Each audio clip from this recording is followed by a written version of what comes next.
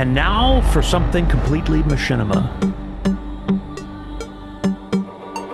Tracy Harwood. So I've done a little bit of digging around and I've discovered. Ricky Grove. Fog comes in on little cat feet.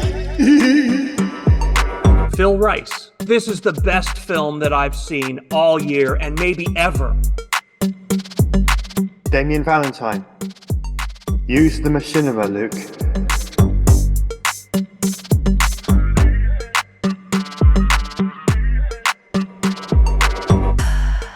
Hello and welcome to And Now for Something Completely Machinima, the podcast about machinima, virtual production, and related technologies. My name's Phil Rice. I'm here with my co-hosts Damien Valentine. Hello. And Tracy Harwood. Hello. Ricky Grove is actually here, but he's invisible. And he will not be saying anything. So, this episode, we are dealing with Damien's video pick for the month. It is World of Warcraft related. So, Damien, why don't you tell us about it? Right, so this film, I was looking up different films, and this YouTube kept bringing this right to the top of my recommended video feed. And I thought, okay, I'm getting the message here, you want me to watch this. So I clicked on it and watched it. And it's not exactly a machinima itself, because it's the character, her name is Angelikatosh. I hope I've pronounced that correctly. And she is obviously a big fan of World of Warcraft and Skyrim and lots of other fantasy games, looking at her channel. And she basically just talks about the games that she's fans of. But this time she is talking about World of Warcraft machinima very specifically. And she has obviously been playing the game for a very long time, and she was around when these films were being made. And first of all, she makes a distinction of the difference between machinima as an art form and machinima.com. And she explains that she's talking about machinima as the art form, which immediately got my interest. So I kept on watching, and then she talks about how World of Warcraft machinima is actually made, and sometimes it's made in the game, capturing the footage, and sometimes it's using the model maker software, which the name of it I've forgotten. I think it's just Worldcraft Model Tool or something like that. Yeah. Right. She explains that, which again got my interest a bit more, because she's not only just talking about it, she's explaining how these videos that she's going to talk about made. And then she goes on and talks about some of her favorite machinima films that she's seen. And these are all fairly old films. And there are some I remember seeing back in the day when World of Warcraft was fairly new and people started using it to make machinima. And there are some names that I recognize as well, like Legs Machinima came up. And so she shows clips from some of these films, and she talks about each one and why they were significant to the World of Warcraft community. And she talks about how games like World of Warcraft are good for creative people because they create an environment that people can come together and make stories, either make fun of the game and its flaws, or they tell stories in the game world, or just give people a platform to make something. I thought, okay, this isn't strictly a machinima film, but she's kind of doing what we do, which is reviewing machinima films. Well, hers is very specifically focused on World of Warcraft. I thought, I'm going to share this with you guys this month because I liked what she did. And she talks about old machinima, she talks about more contemporary films, but the impression I get is she prefers the older stuff and the community that existed around the game back then, and the older version of the game, which is now coming back because Blizzard have done I forgot what they call it, but they've re-released World of Warcraft in its original form, and they're slowly adding the expansions. And my understanding is that's been so popular, they're doing it again. So they've added the expansions to that classic. Oh, sorry, World of Warcraft Classic. That's what they call it. They've added the expansions, but people want just World of Warcraft in its original form. So they've released World of Warcraft Classic again without any of the expansions. I don't know if they're going to slowly add them or not, but and it seems like that's what she liked, because and the films that were made when there's early versions of the game. So she talks about that, and I just thought this is interesting, and I thought I'd share it. So, what do you guys think? Well, it's actually, I was going to say, it's a well-made documentary which covers some of the early years of machinima in WoW, of course. and you can clearly see her passion. I think particularly for WoW music videos. Kind of interesting though. I think she sort of lets the cat out of the bag a little bit when she says how way back then uh, or way back when was about 2009 for her. So she's probably not fully on first wave, although she's picked, as you said, Damien, she's picked some of the classics up. People like Oxhorn, for example. And I think she mentioned Snacky's Journal, and I think she mentioned Lag Spike Films and Mind Flame, obviously, she picked up as well. Um, but I thought, you know what, I'm going to go back to Ben's tome even, um, which was the document that Ben Grucy, who was the sort of community manager for the original machinima.com site before it became Inc. He kind of kept a daily record of all the films that were released by whomsoever between about, well, I want to say, well, certainly between 2000 and 2004, 5, 6. But actually, it goes back a little bit earlier than that because it talks about the Quake movies era as well. Anyway, he's sure enough kept notes on some of those early WoW creators. And one she didn't mention, whom you will, of course, know, is Tristan Pope. And one particular WoW machinima that stood out back then was something called I Surrender, which was a Celine Dion song, which was released in about 2004. So popular was it that it made the main Blizzard homepage in 2005, and then Tristan was all over various different kind of media, and very well embedded within the WoW community. And then there were others that she didn't mention that I thought, oh, you can't talk about WoW without talking about Olibeth. And we've covered some of his work. Sadly, gone from us far too young, I'd say. As I said, Oxhorn she did mention. In actual fact, Oxhorn was some of the first WoW machinima that I saw too, and his humor was kind of legendary for me. And Snacky's Journal, Stone Falcon Productions, she's still working with machinima or machinima inspired work. Is she really? Yes. But she's a professional animator, Okay. and she's not making work in machinima, but she's using that inspiration for her professional career. And she's doing a lot of animation pitches, really big project pitches with the likes of Disney and so on. So she's become quite a well-known creator, and we talked about her before as well. So she's definitely one worth remembering in something like this where we're talking about WoW. I think there's still some really great creators in WoW. But what's been particularly interesting generally, and we've commented on this a few times, and she picks up on this as well, is that there doesn't really seem to be much going on with machinima making in WoW anymore. And I was kind of interested to hear her observation on that. What she said is that it's hard for folks to bring something new to the table in terms of content. And if that's the case, I think that's a shame. That's a great pity because over the years, I think we've seen nothing, if not some of the most creative minds devise and showcase some astonishingly creative work. Surely folks haven't run out of ideas for using WoW. Surely that's not true. I think that would be super disappointing. And sadly, I think it is true. But I'd love folks to sort of prove us wrong. And that's what we've commented on before as well. It's interesting though that she says it because she's far closer to this community than we are. So yeah, that's such a shame.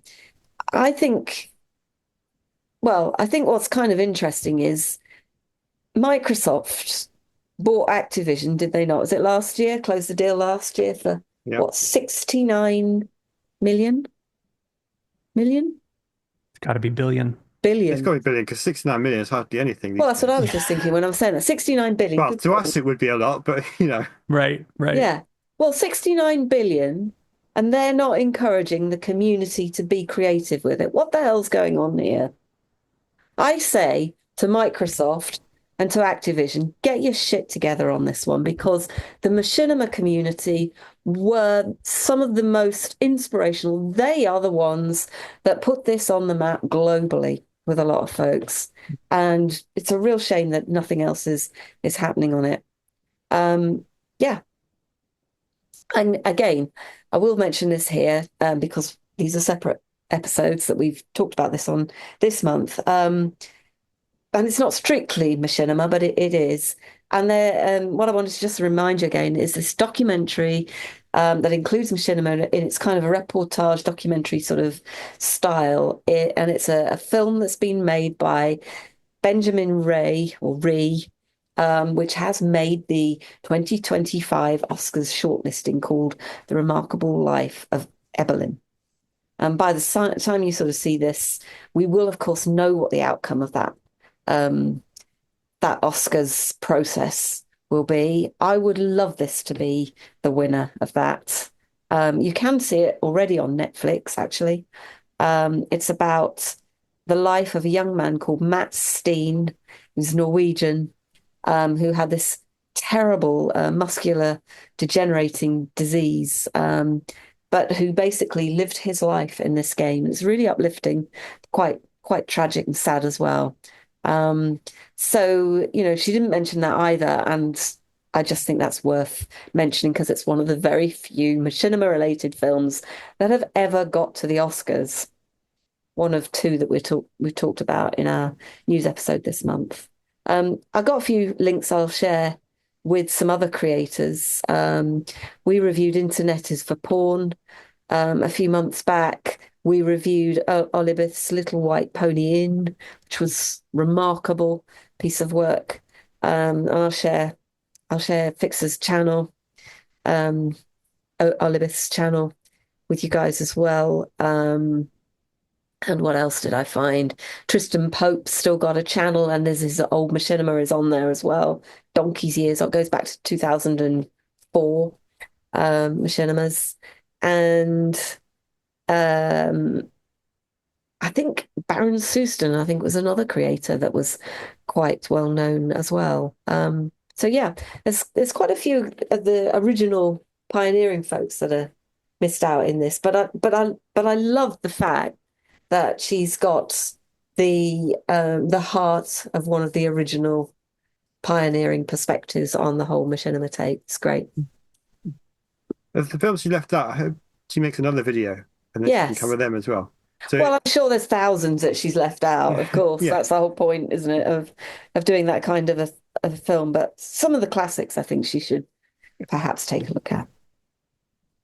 I don't know if I don't remember if she mentioned Baron Souston, but that's another one that She didn't. He caught my eye very early on. It wouldn't surprise me if he had gone on to be involved in VFX or something along those, because he just really had a talent for,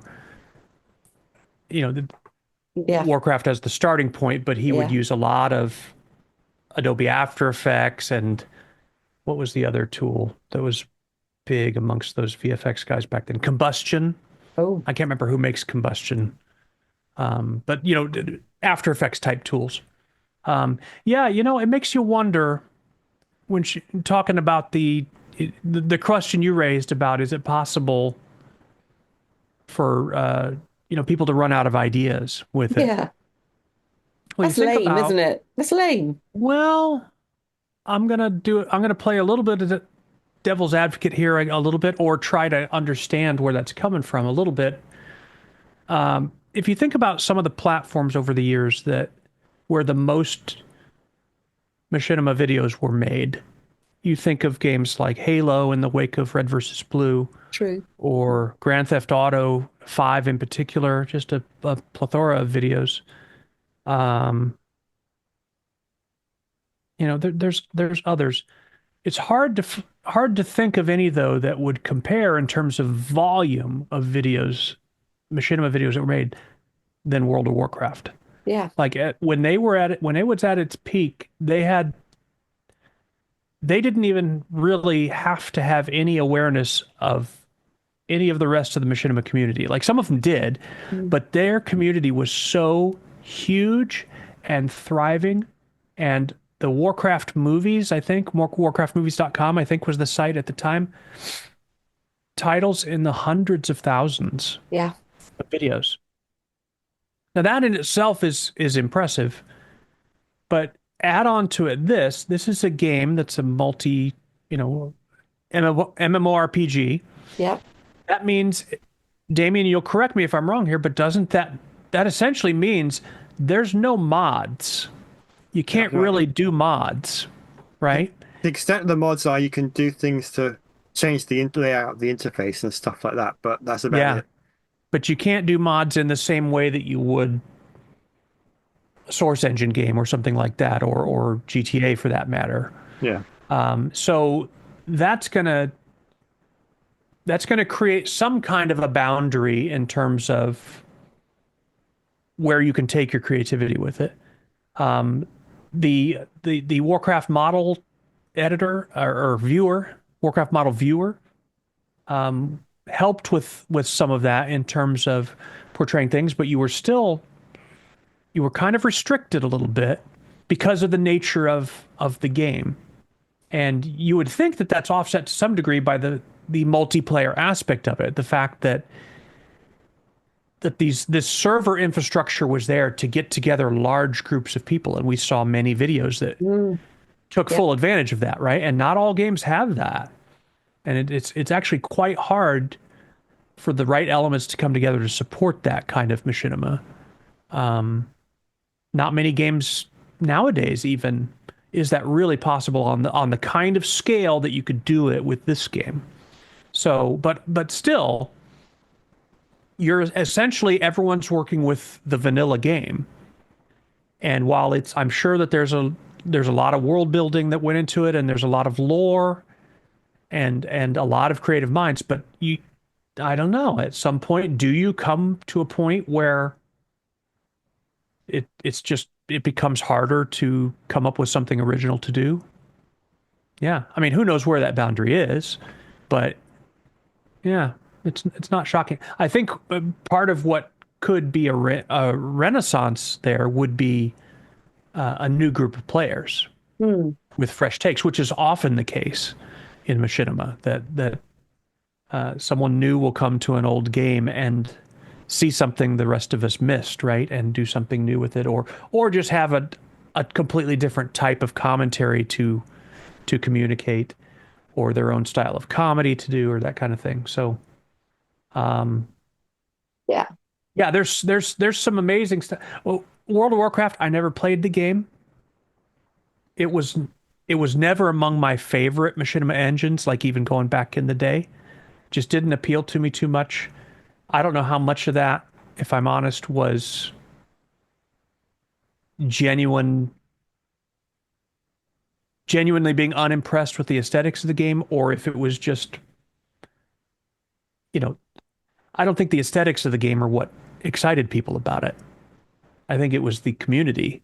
Hmm. It was the interacting with others. It was, what today's younger gaming audience is satisfying with squad-based multiplayer games like what we've talked about in Mm. some prior episodes. Um, Helldivers and I mean, yeah, there's some larger scale games like Star Citizen and what was the game that just a couple months ago, Damien, that you submitted the 3 picks of this big galactic Elite Dangerous, Mm. Yeah, that was it. right? So there are still big games like that, but um, I don't think coordinating large scale events, from what we've learned from filmmakers who we've encountered in those engines, it's significantly harder to coordinate than World of Warcraft. It's like it's persistent, it's always there, and you can just jump in and there you are, and there's your avatar and there's your friend's avatar, and And um, I think it also helps that Blizzard designed World of Warcraft to not be very hardware intensive. So it makes So it it would more run well accessible to and lots of with people. lots of people. That's right. And That's right. you could run it on your desktop, but if you need a second character, you could have a laptop, which isn't necessarily And good it for could pull it gaming, off. but Right. it will still run. Whereas Right. something like Star Citizen, even powerful computers struggle with that. But of course, it's still Yeah. in development, so hopefully they'll iron that out.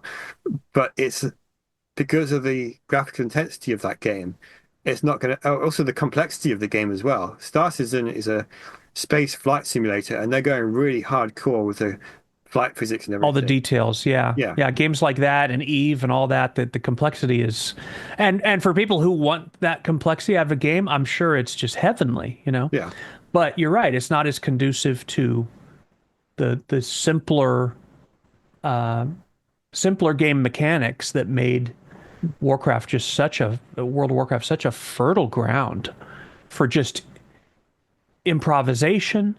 And I'm sure I'll bet there's countless ideas for machinima comedy, for example, that Mm. emerged from just you were together playing with your online friends and something funny happened and yeah, or you had a funny conversation with them or whatever, and then that evolves into, hey, let's encode that, you know, as a film. So yeah, it was a pretty unique game, and the popularity of it was really stunning. Mm. And I remember in those early days of post machinima.com, it was very challenging to kind of attract them to be involved because our community of all the machinima engines was like a dwarf star compared to yeah, Worldcraft, you know. So there's this sense of why would I want to go over there, you know? yeah.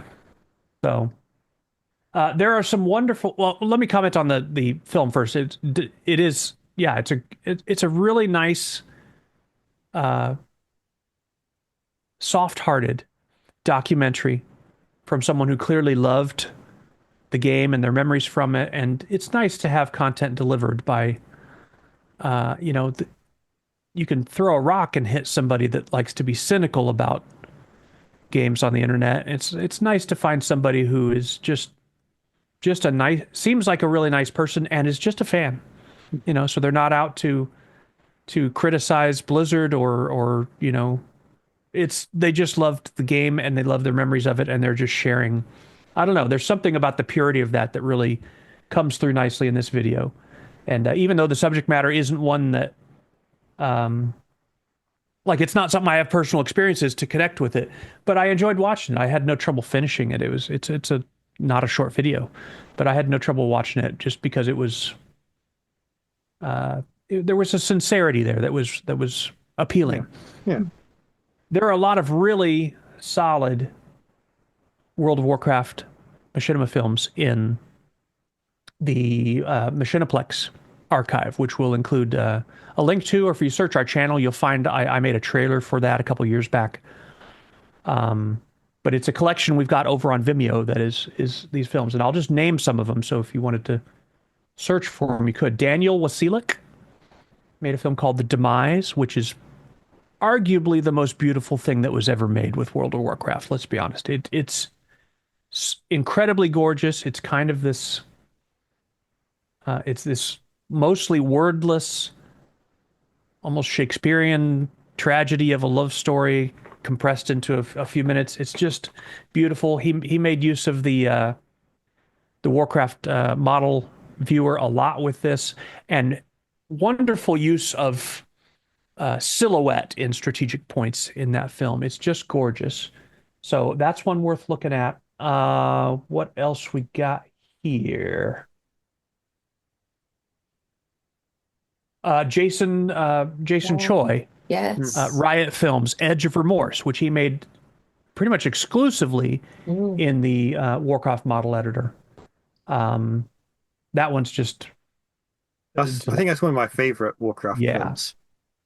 Ricky's favorite, I would guess, is one called Among Fables and Men, Ooh, which was made by a guy named Tobias Lundmark. of course. That used Worldcraft model editor, but he did a lot of post-production on that gave it a really unique, almost a living storybook kind of feel.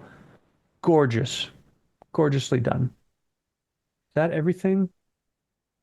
Yeah, that's them. The only other one that I'll give as kind of an honorable mention is you brought up Stone Falcon Productions, and what I remember her work the most for is a film that she made in something that's not World of Warcraft. It was in, I don't even know what the engine is, but some game that's superheroes. And it's called The Revenge of Dr. Mechanico. And it's wonderful. That's a talkie. It's got some voice acting. It's nice and witty, and it also looks really great. So anyway, those are ones to look out for in the collection. I guess that's all I had to say, other than Baron Susan. If you can find anything by him or Olibeth, yeah, they there was a lot of people making some really interesting stuff with that engine, and you know, when we've covered documentaries on Machinima in the past, with it, always what comes up is that not everything was included, but it's like hard to do so, right? Of course. Oh, It's she'd just probably still be so making the much. video. I'm sure you ran into that Yeah. with your book, Tracy. It's like we Oh, can't God. include everything. Yeah, this is a So- half-an-hour video, and if she included everything, it'd be hours and hours long. Yeah. But I do hope that she makes a second video covering more films, including some of the ones that you just mentioned, Phil. Yeah, And no, she's a very pleasant on-screen personality. Her voice it's just a timbre that's easy to listen to for longer videos. So yeah, I would enjoy that too. The other thing I noticed she said at one point is English is not her native language. Yeah, I was something going to that- say Wow. that. But she Russian. mentions briefly that watching these World of Warcraft Machinima videos is what helped her learn to speak English. Yeah, she's Russian. Yeah. So that is something unique as far as Machinima goes. How many Can you people pick out that there? up? You can't Yeah. pick that accent up at all. No. Brilliant. But, I thought that's just. I've never heard anyone say they learned That's to speak incredible. English through Machinima. Yeah. So I wanted to mention that as well because that's different, but very impressive. So yeah, Angelikatosh. Sorry if I just butchered your name there. If you're listening to this, please do make a second Machinima video because we'd like to see. And I saw from your channel you're a fan of other fantasy games. So if you want to make a collection of a video about Machinima made in those games as well, that'd be interesting to see what you can find.